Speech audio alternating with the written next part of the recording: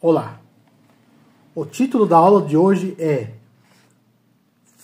Espiritualidade e Guerra Cultural em uma Nova Ordem do Mundo. Essa aula faz parte da playlist Fundamentos da Espiritualidade Contemporânea. Assista ao curso completo.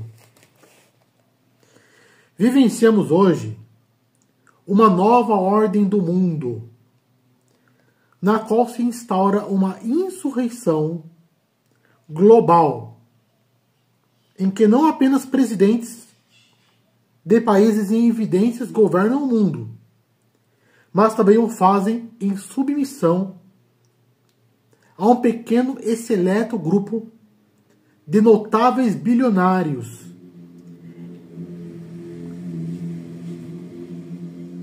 em um âmbito em que não apenas governadores de Estado, mas empresas também governam.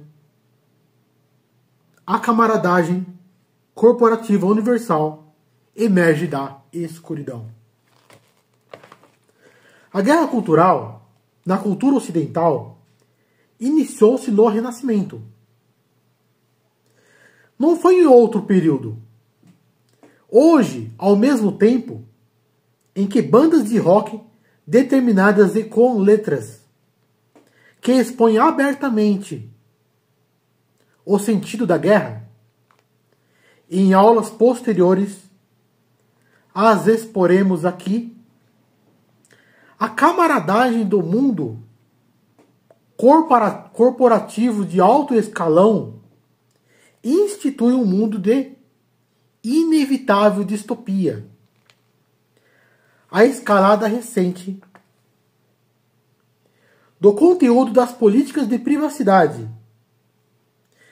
dentro do qual tudo é rastreado, arquivado e conhecido. Tudo, menos a espiritualidade interior e a sua inabalável força para vencer qualquer guerra. Fazer emergir um mundo estranho que não era, há 20 anos, sequer imaginado. Naquele tempo, não expunhamos nossa privacidade como documentos, imagem, localização, voz e assim por diante, de maneira tão dócil e disposta. Essa disposição foi habilmente construída, lentamente, nesse acervo de dados universais guardados em computadores remotos, o que se desvenda na evolução da tecnologia é o que já se afirmava na obra de distopia 1984, de George Orwell. Desde o momento em que a máquina fez sua primeira aparição,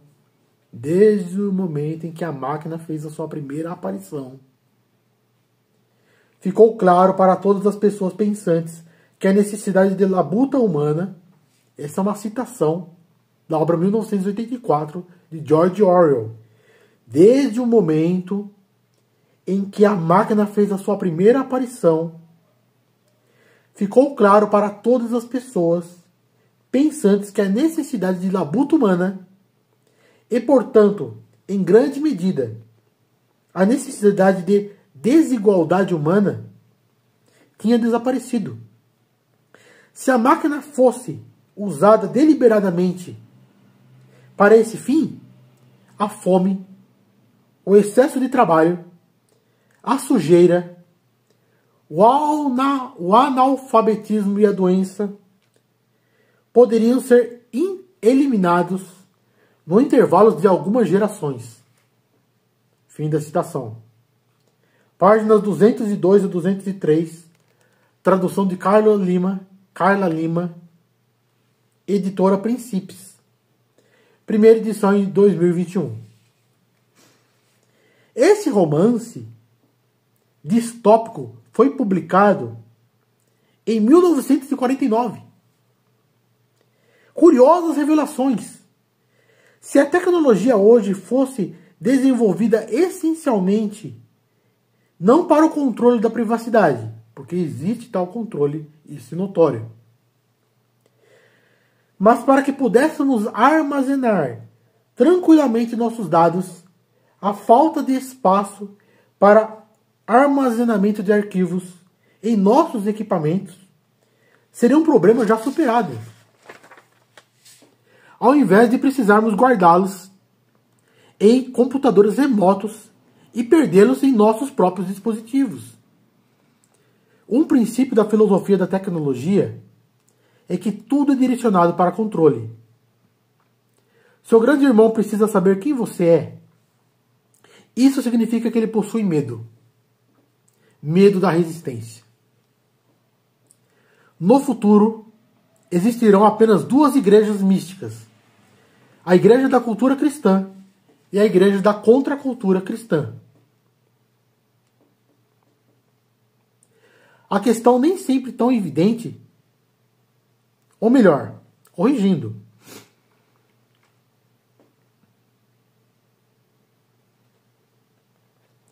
No futuro existirão apenas duas igrejas místicas.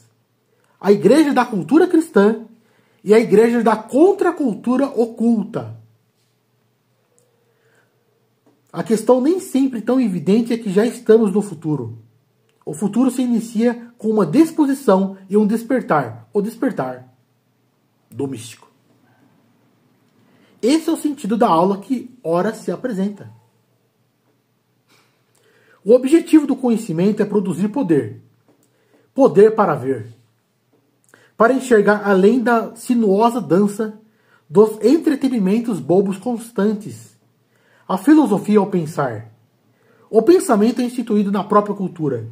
A contracultura da alquimia renascentista, hoje presente, se revela, portanto, como contra-filosofia.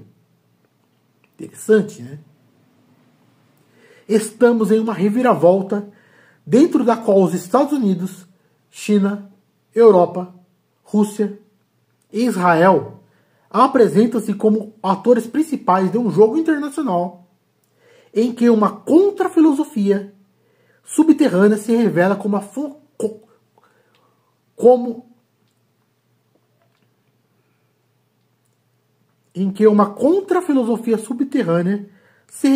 a configuração de um novo e grande reset do mundo, dentro do qual o controle da privacidade parece ser poder. Mas não o é, porque o âmbito da cultura permanece invencível. Essa cultura possui um nome: Filadélfia. Vide Apocalipse de São João. Apocalipse do apóstolo João.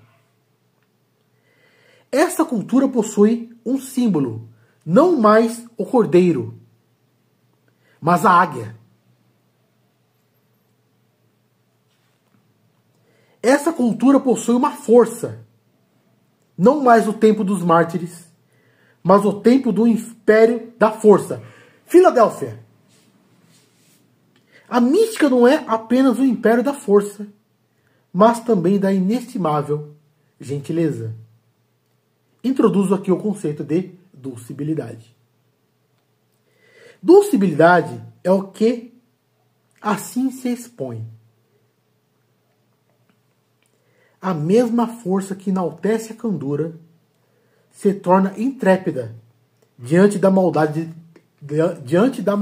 determinada no mundo. A mesma força que enaltece a candura se torna intrépida diante da maldade determinada no mundo. A mesma força que é a doçura é confronto. É a mesma origem e a mesma força. Esse é um dos princípios da mística contemporânea. Quem compreendeu o amor de Deus jamais poderá tolerar o ódio dos homens. Trata-se do mesmo princípio. A gentileza jamais foi plenamente instituída na cultura. Isso significa que dentro da cultura neomedievalista, ela é o centro das relações humanas. O neomedievalismo é, para o místico, uma era de discernimento. Trata-se de um tempo de espera, uma fase transitória para o que está por vir. Na antiguidade cristã, prevalece o cristianismo como ascensão. No medievalismo cristão, prevalece o cristianismo como cultura. Ela jamais deixará de estar presente no Ocidente. Na modernidade renascentista, institui-se o hermetismo humanista como motor de contracultura.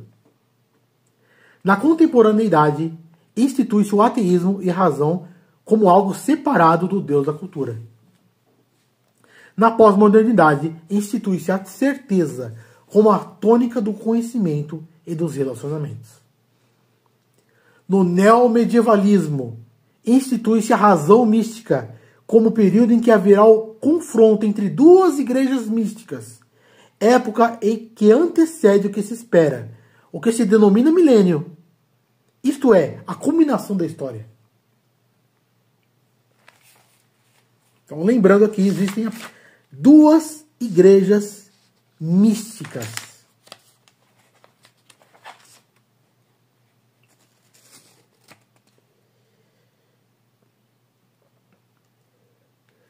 A igreja da cultura cristã e a igreja da contracultura oculta.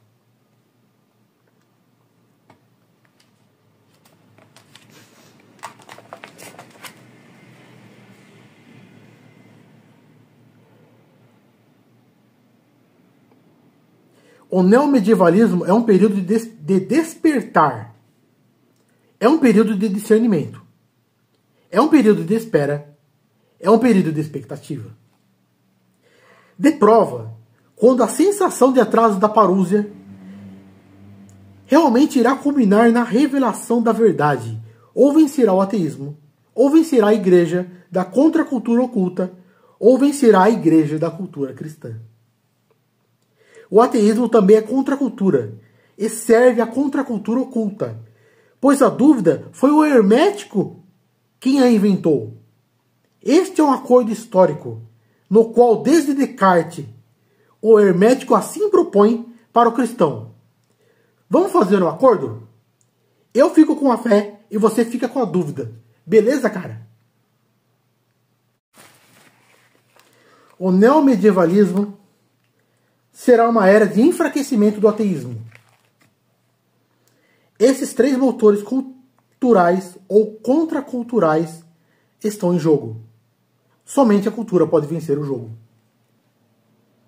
Porque ela é direcionada não a uma estrutura caótica, ou a um Deus cabalístico, neoplatônico, nebuloso, mas à clareza do pensamento. Isso se direciona para o fundamento da cultura, a saber, a doce preciosidade da Galileia.